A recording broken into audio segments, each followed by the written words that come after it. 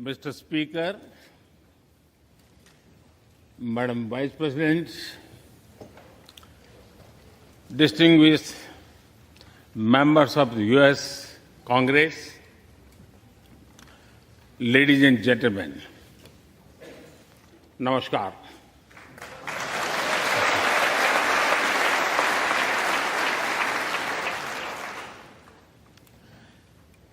It is always a great honor to address the United States Congress.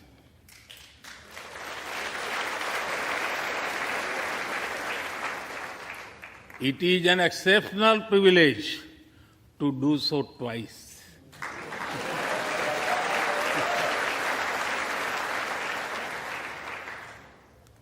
For this honor,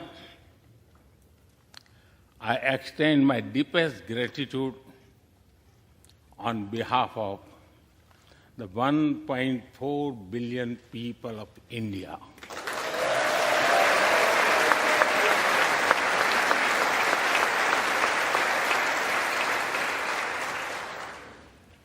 I see that nearly half of you were here in 2016.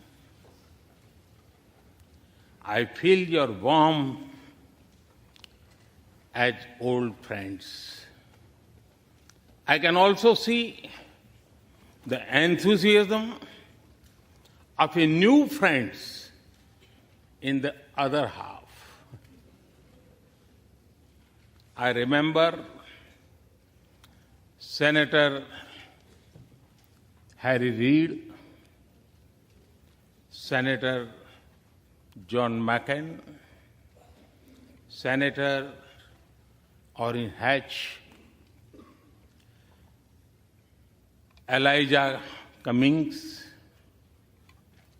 Elsie Hastings, and others who I met here in 2016 and who are sadly no longer with us. Mr. Speaker, standing here 7 Junes ago, that is the June when Hamilton swept all the awards, I said that the hesitations of history were behind us. Now, when our era is at a crossroads, I am here to speak about our calling for this century.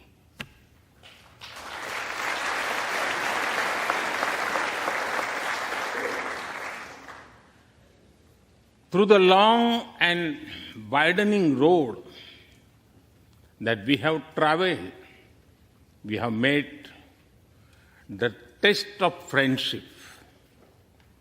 A lot has changed since I came here 7 summers ago.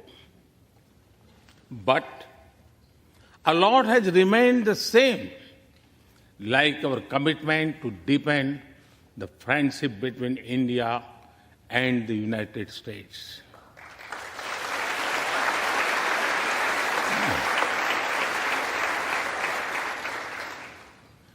In the past few years, there have been many advances in AI, artificial intelligence.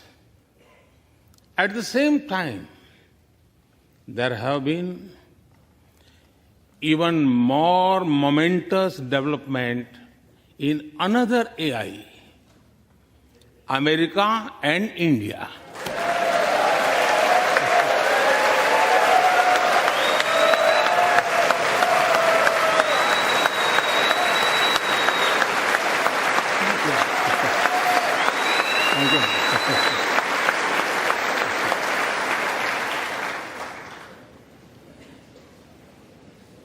Mr. Speaker and distinguished members, The beauty of democracy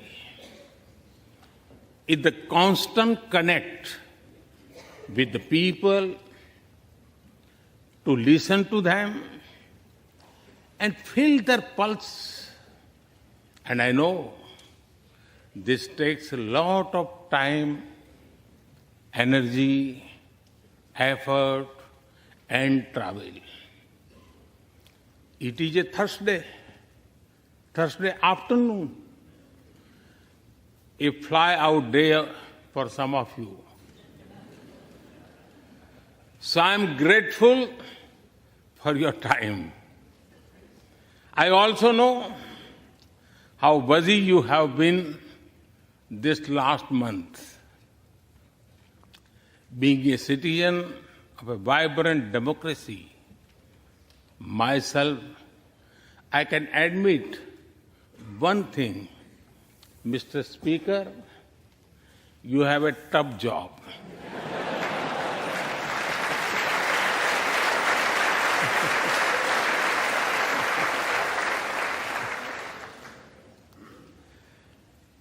I can relate to the battles of patience, persuasion, and policy. I can understand the debate of ideas and ideology. But I'm delighted to see you come together today to celebrate the bond between world's two great democracies, India and the United States. Thank you.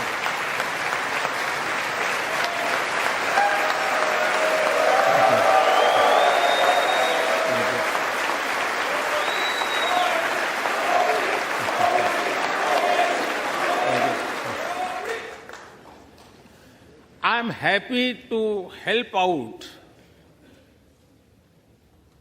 I'm happy to help out whenever you need a strong bipartisan consensus.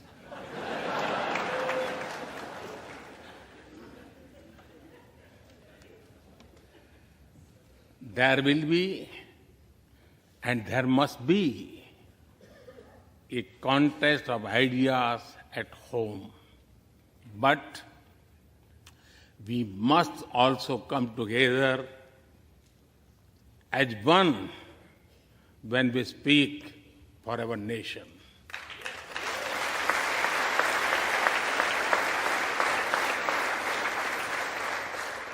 And you have shown that you can do it.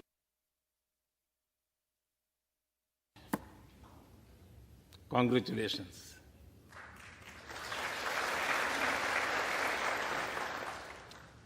Mr. Speaker, the foundation of America was inspired by the vision of a nation of equal people. Throughout your history, you embraced people from around the world, and you have made them equal partners in the American dream.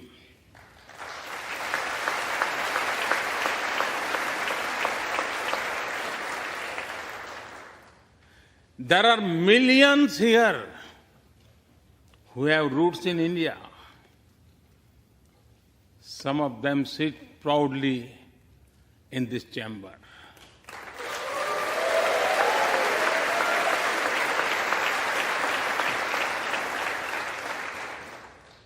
And there is one behind me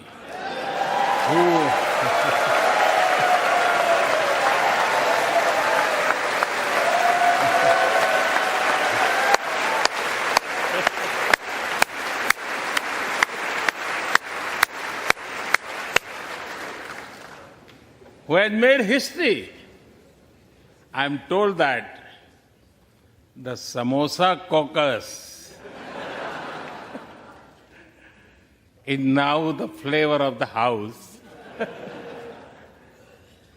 I hope It grows and brings the full diversity of Indian cuisine here.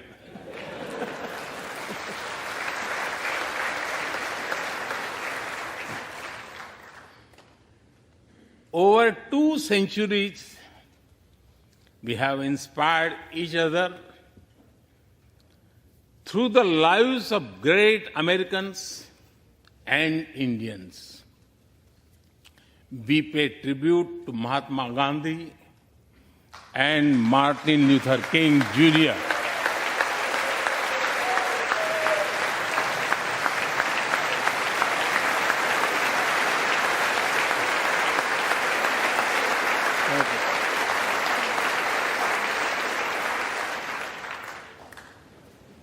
We also remember many others who work for liberty, equality, and justice. Today, I also wish to pay heartfelt tribute to one of them, Congressman John Lewis.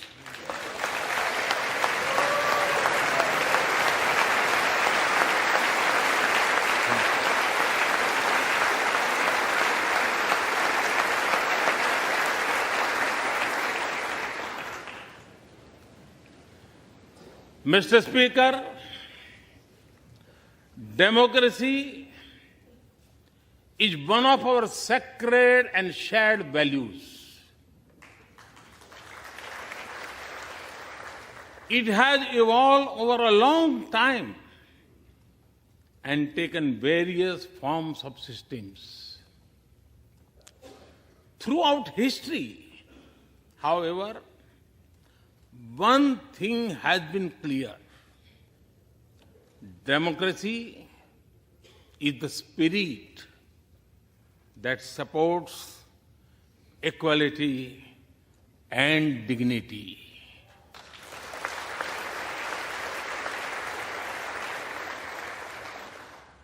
Democracy is the idea that welcomes debate and discourse.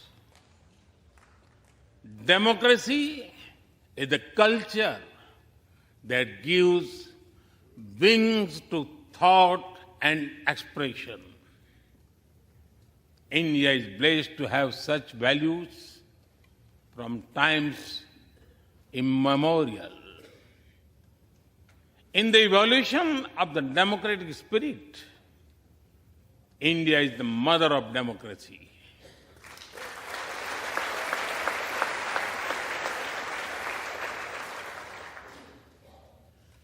Millennia ago, our oldest scripture said, Ekam Sat Vipra Bahudha Vadanti. It means that truth is one, but the wise express it in a different ways. Now, the US is the oldest and India the largest democracy. Our partnership augurs well for the future of democracy.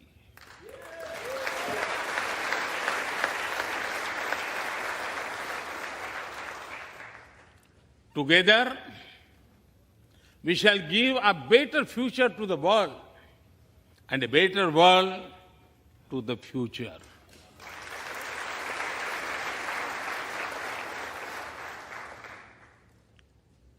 Mr. Speaker, last year, India celebrated 75 years of its independence.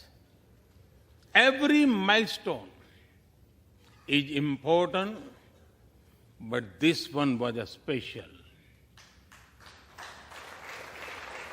We celebrated a remarkable journey of over 75 years of freedom after 1,000 years of foreign rule in one form or another.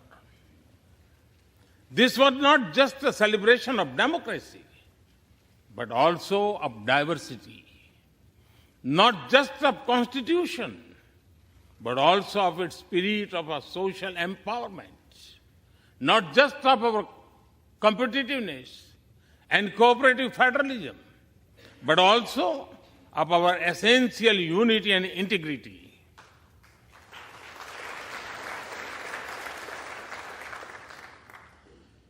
We have over 2,500 political parties.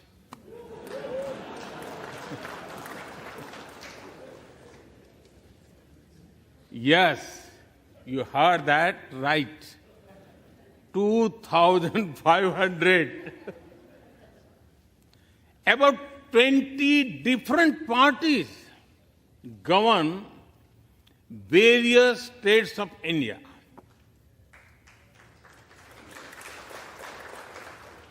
We have 22 official languages and thousands of dialects, and yet we speak in one voice.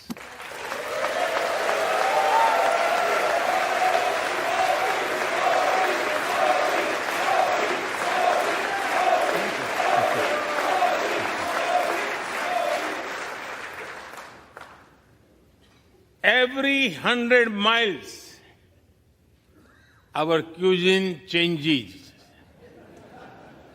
From dosa to aloo paratha, and from Sikhan to Sandesh. We enjoy all of this. We are home to all faiths in the world, and we celebrate all of them.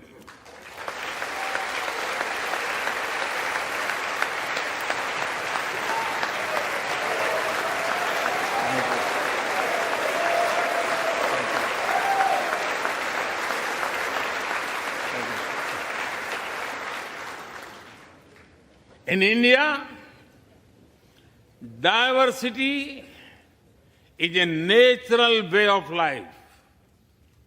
Today, the world wants to know more and more about India.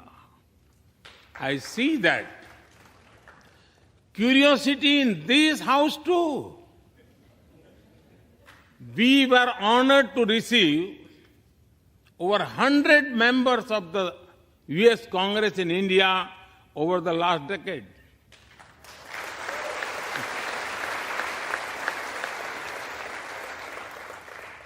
Everyone wants to understand India's development, democracy, and diversity. Everyone wants to know what India is doing right and how. Among close friends, I am happy to share the same.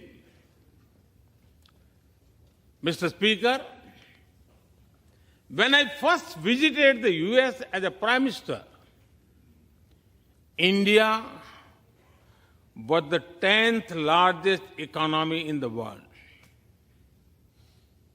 10th. Today, India is the 5th largest economy.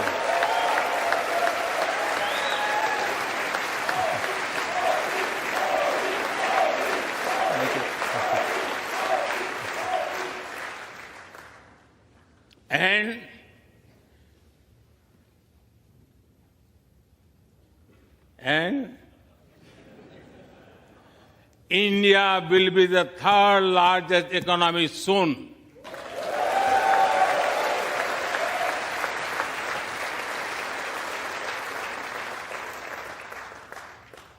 We are not only growing bigger, but we are also growing faster. When India grows, the whole world grows.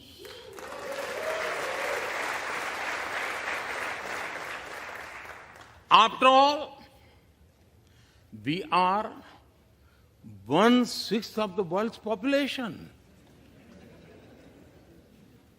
In the last century, when India won its freedom, it inspired many other countries to free themselves from colonial rule.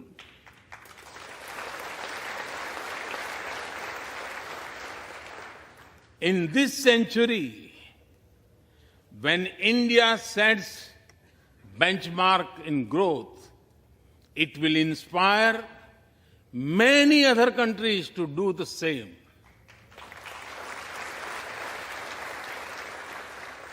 Our vision is सबका साथ, सबका विकास, सबका विश्वास, सबका प्रयास. It means together for everyone's growth, with everyone's trust and everyone's efforts. Let me share with you how this vision is translating into action with speed and scale. We are focusing on infrastructure development. We have given nearly 40 million homes to provide shelter to over 150 million people.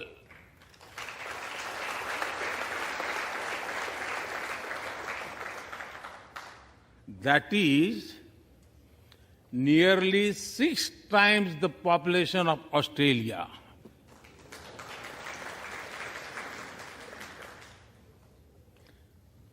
We run a national health insurance program that ensures free medical treatment for about 500 million people.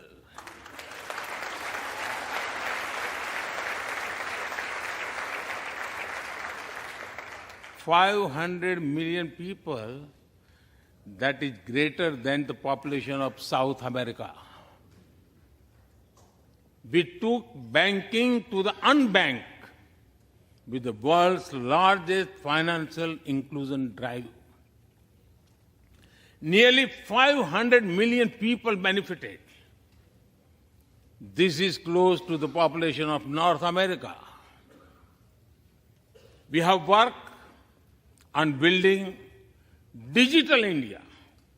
Today, there are more than 850 million smartphones and internet users in the country.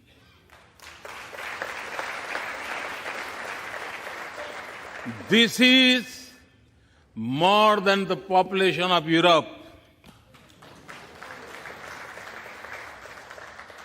We protected our people with 2.2 billion doses of made in India COVID vaccines.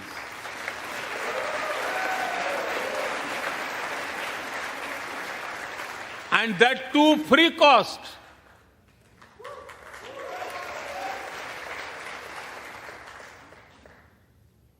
I may be running out of continent soon, so I will stop here. Distinguished members, the Vedas are one of the world's oldest scriptures. They are a great treasure of humanity composed thousands of years ago. Back then, women sages composed many verses in these Vedas. And today, in modern India, women are leading us to a better future.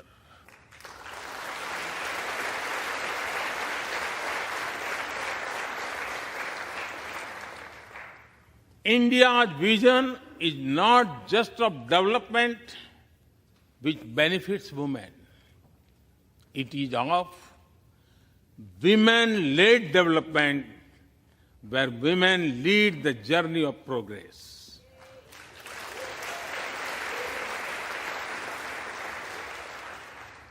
A woman has risen from a humble tribal background to be our head of states.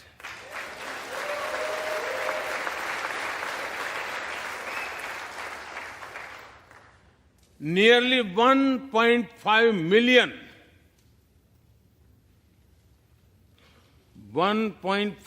million elected women leaders at various levels.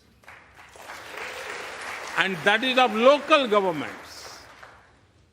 Today, women serve our country in the Army, Navy, and Air Force.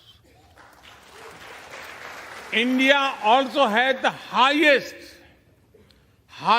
percentage of women airline pilots in the world.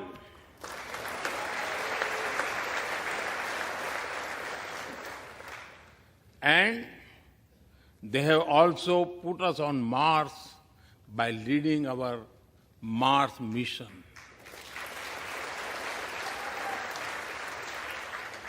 I believe that investigating in a girl child lifts up the entire family. Empowering women transforms the nation.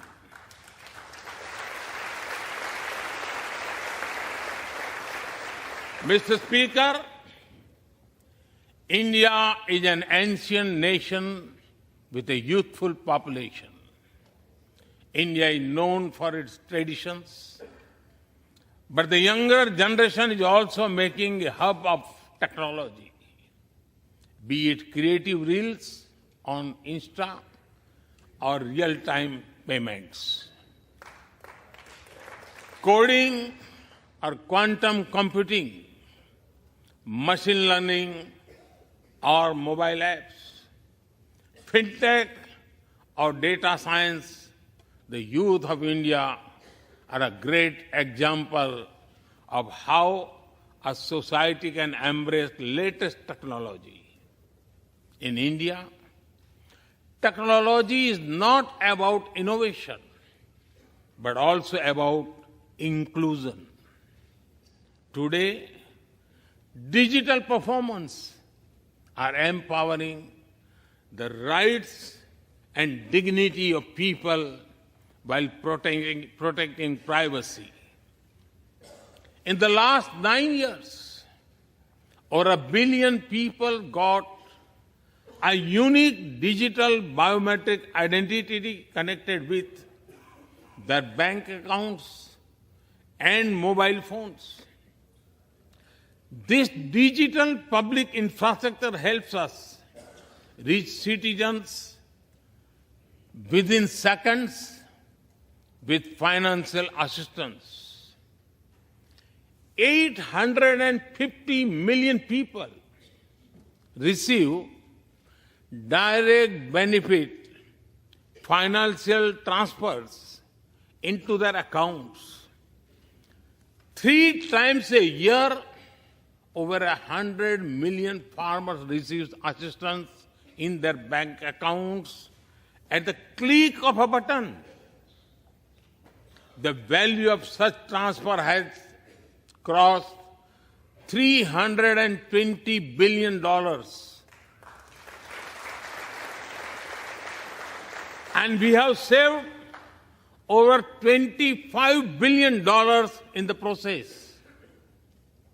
If you visit India, you will see everyone is using phones for payments, including street vendors.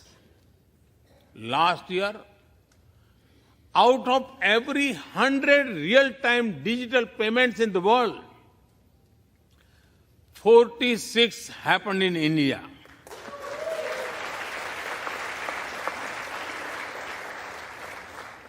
Nearly 400,000 miles of optical fiber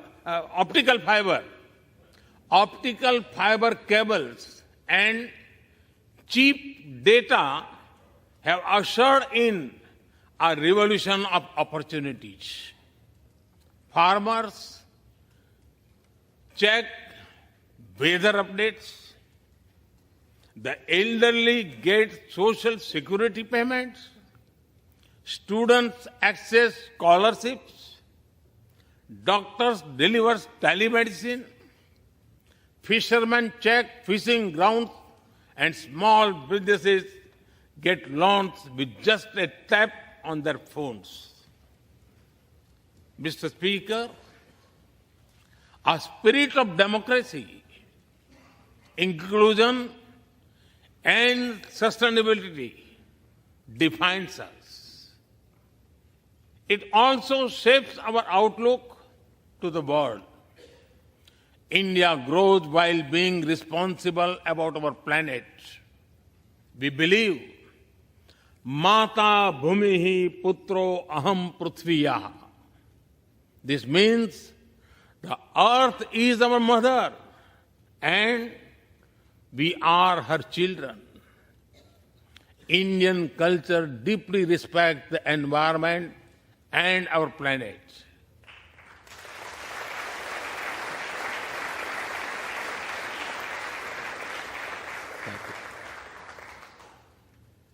While becoming the fastest growing economy,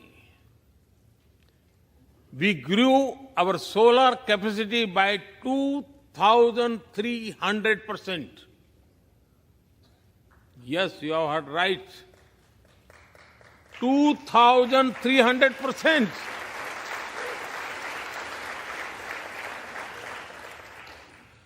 We became the only G20 country to meet its Paris commitment.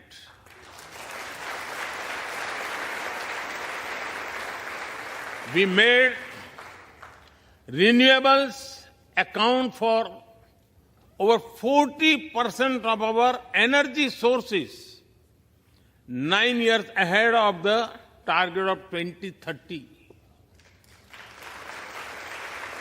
But we did not stop there. At the Glasgow summit, I proposed Mission Life, lifestyle for environment. This is a way to make sustainability a true people's movement. To live it, to be the job of governments alone. By being mindful in making choices, every individual can make a positive impact. Making sustainability a mass movement, we help the world reach the net zero target faster. Our vision is pro-planet progress. Our vision is pro-planet prosperity. Our vision is pro-planet people.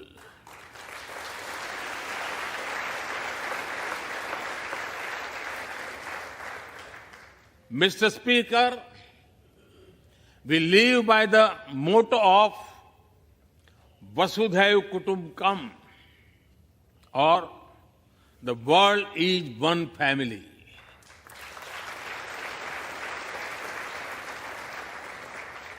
Our engagement with the world is for everyone's benefit. The one sun, one world, one grid seek to join us. All is connecting the world with clean energy.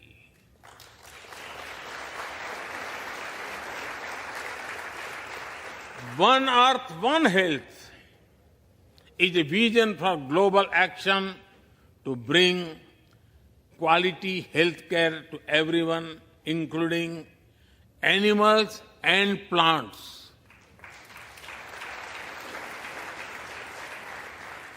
The same spirit is also seen in the theme when we chair the G20, One Earth, One Family, One Future. We advance the spirit of unity through yoga as well. Just yesterday, the whole world came together to celebrate the International Day of Yoga.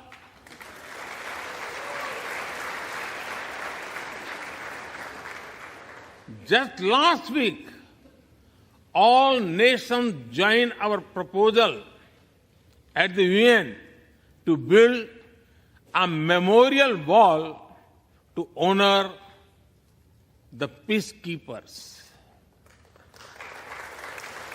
And this year, the whole world is celebrating the International Year of Millets to promote sustainable agriculture and nutrition alike. During COVID, we delivered vaccines and medicines to over 150 countries.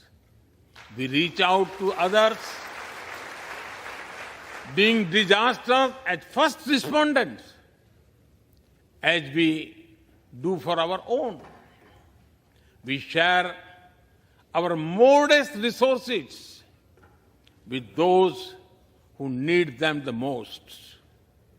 We build capabilities, not dependencies.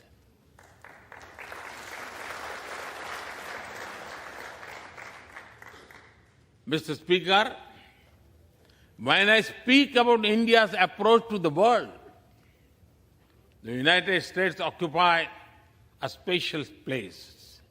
I know. Our relations are of great importance to all of you. Every member of this Congress has a deep interest in it. When defense and aerospace in India grow, industries in the state of Washington, Arizona, Georgia, Alabama, South Carolina, and Pennsylvania thrive.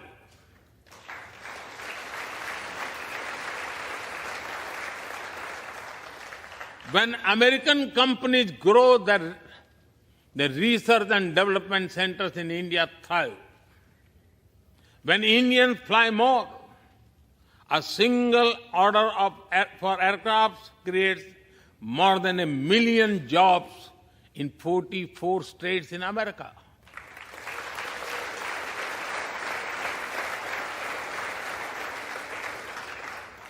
When an American phone makers invest in India, it creates an entire ecosystem of jobs and opportunities in both countries.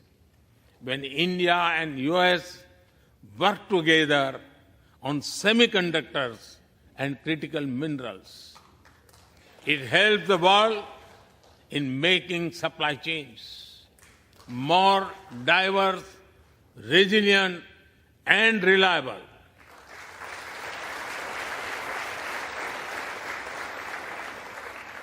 Indeed, Mr. Speaker, we were strangers in defense cooperation at the turn of the century. Now, the United States has become one of our most important defense partners.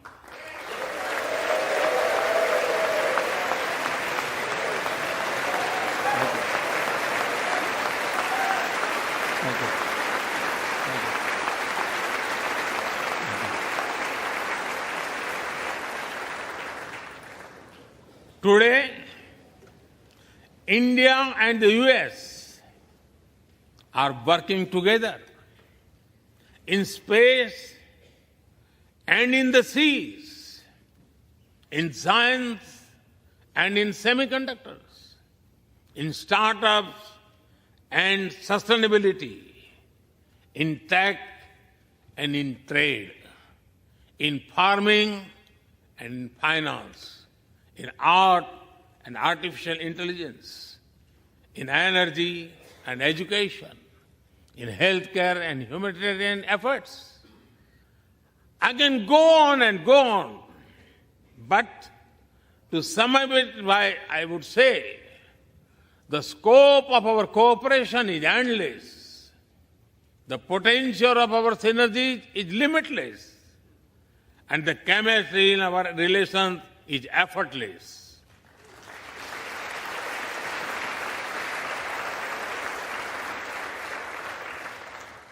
In all this, Indian Americans have played a big role.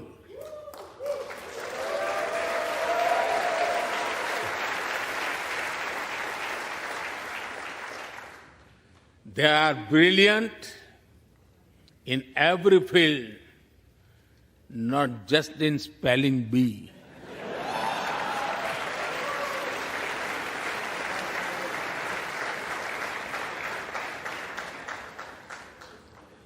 With their hearts and minds, talent and skills, and the love for America and India, they have connected us. They have unlocked doors. They have shown the potential of our partnership. Mr. Speaker, distinguished members, every Indian Prime Minister and American President of the past has taken our relationship further. But our generation has to honor of taking it to greater heights.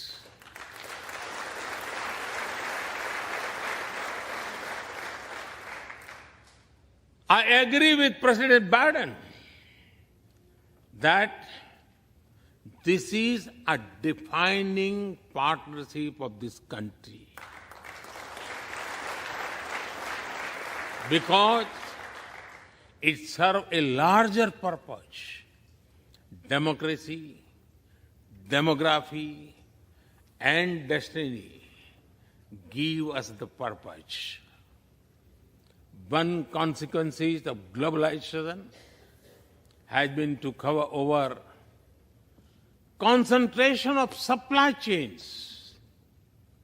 We will work together to diversify, decentralize, and democratize supply chains.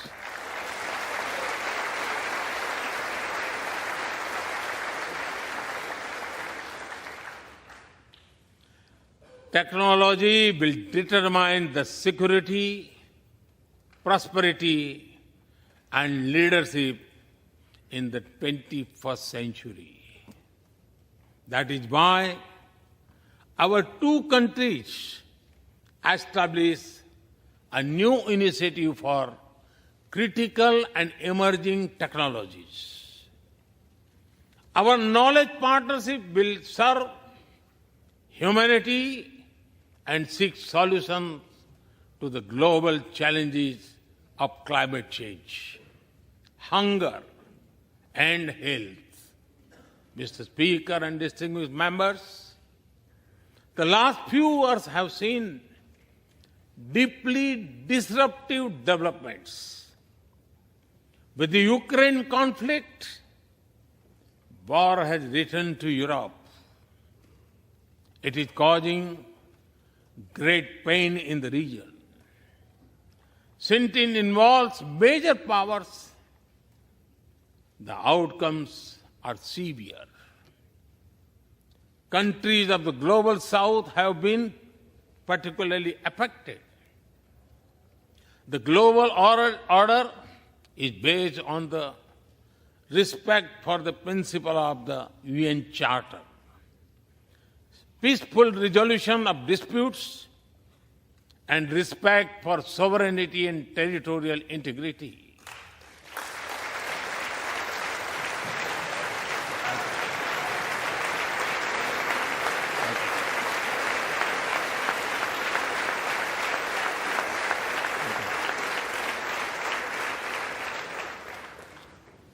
As I have said directly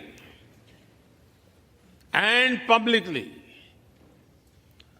this is not an era of war.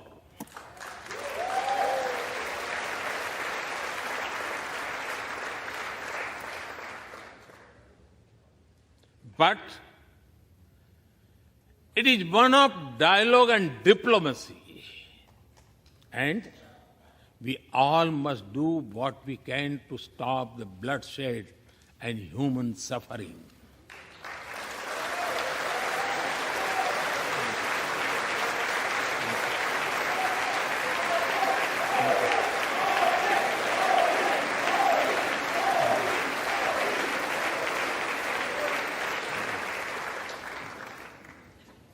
Mr. Speaker,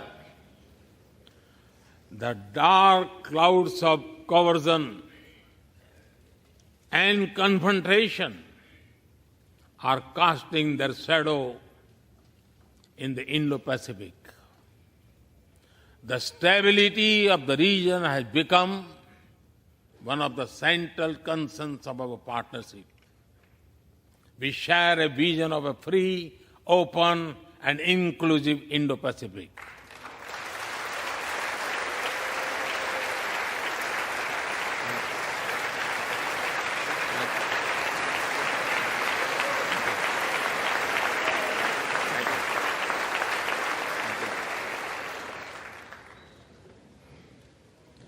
Connected by secure seas, defined by international law, free from domination, and anchored in ASEAN centrality.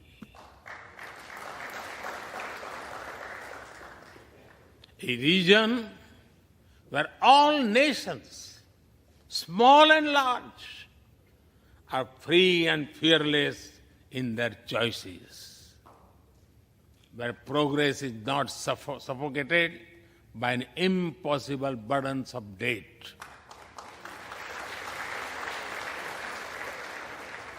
Where connectivity is not leveraged for strategic purposes, where all nations are lifted by the high tide of shared prosperity. Our vision does not seek to contain or exclude, but to build a cooperative region of peace and prosperity. We work through regional institutions and with our partners from within the region and beyond. Of this, Quad has emerged as a major force of good for the region.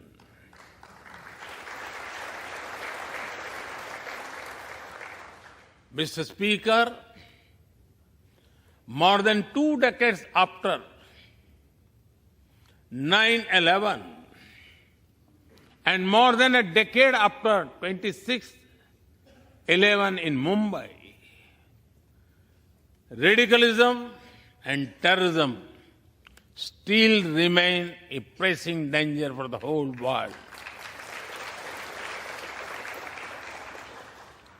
These ideologies keep taking new identity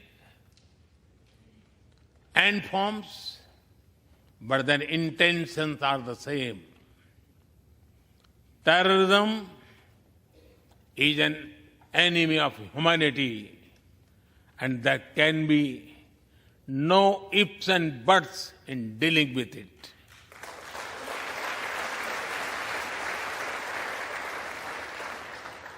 We must overcome all such forces sponsoring and exporting terror.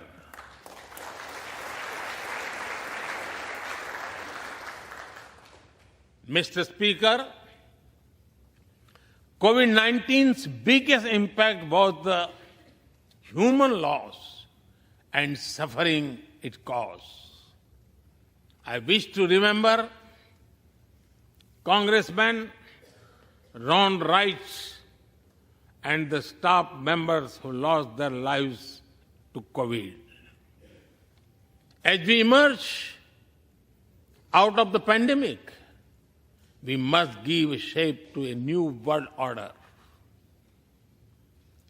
Consideration, care, and concern are the need of the hour. Giving a voice to the global South is the way forward. That is why I firmly believe that the African Union be given full membership of G20.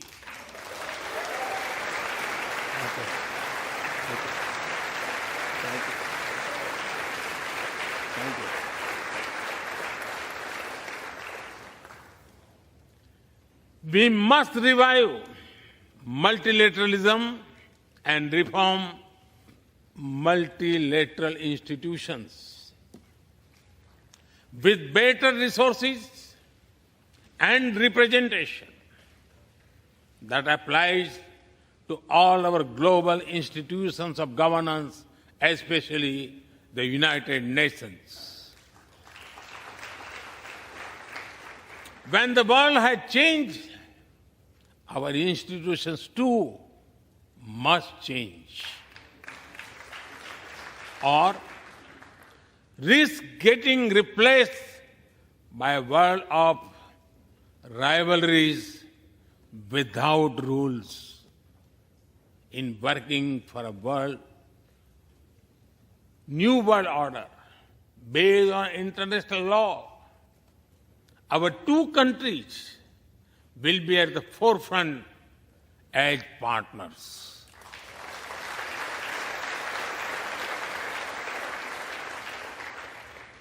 Mr. Speaker and distinguished members, today we stand at a new dawn in our relationship that will not only shape the destiny of our two nations, but also that of the world.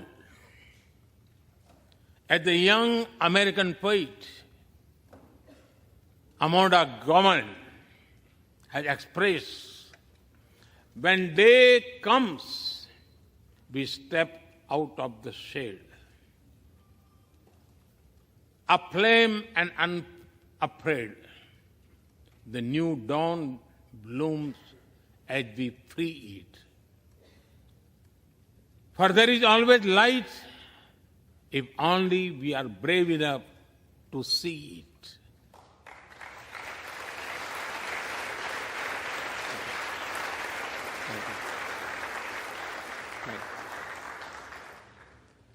Our trusted partnership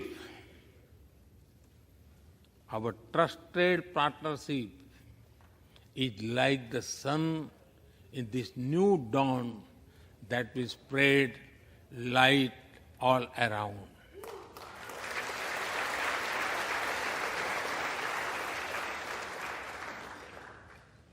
I am reminded of a poem that I once wrote. आसमान में सिर उठाकर, आसमान में सिर उठाकर, घने बादलों को चीरकर, रोशनी का संकल्प ले, अभी तो सूरज उगा है।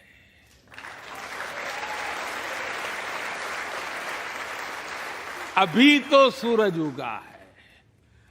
दृढ़ निश्चय के साथ चलकर, दृढ़ निश्चय के साथ चलकर, हर मुश्किल को पार कर, घोर अंधेरे को मिटाते, घोर अंधेरे को मिटाने अभी तो सूरज उगा है।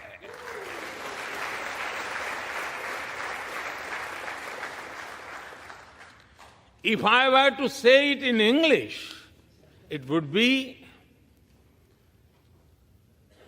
rising its head in the skies, piercing through the dense clouds with the promise of light. The sun has just risen, armed with a deep resolve, overcoming all the odds to dispel the forces of darkness. The sun has just risen.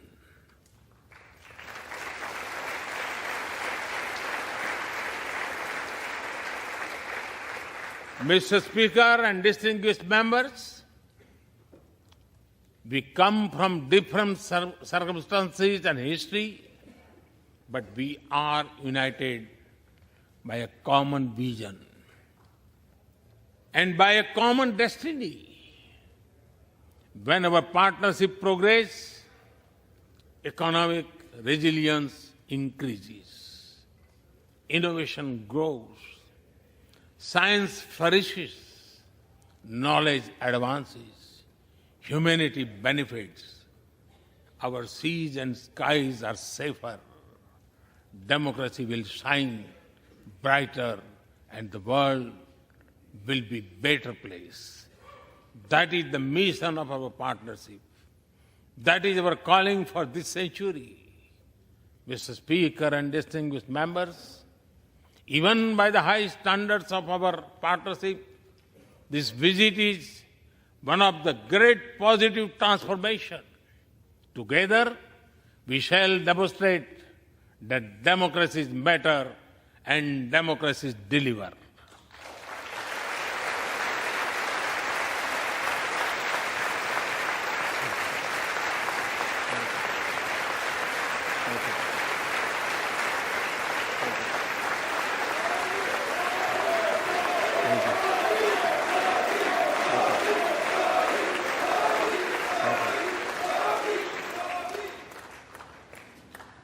I count on your continued support to the India-US partnership. When I was here in 2016, I said that our relationship is primed for a momentous future. That future is today.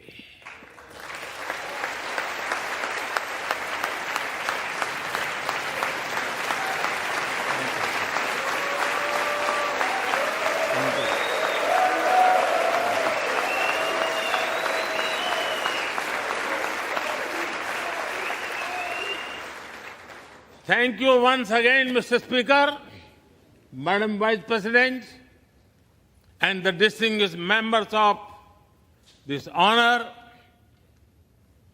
God bless America. Jai Hind. Long live India-US friendship. Thank you.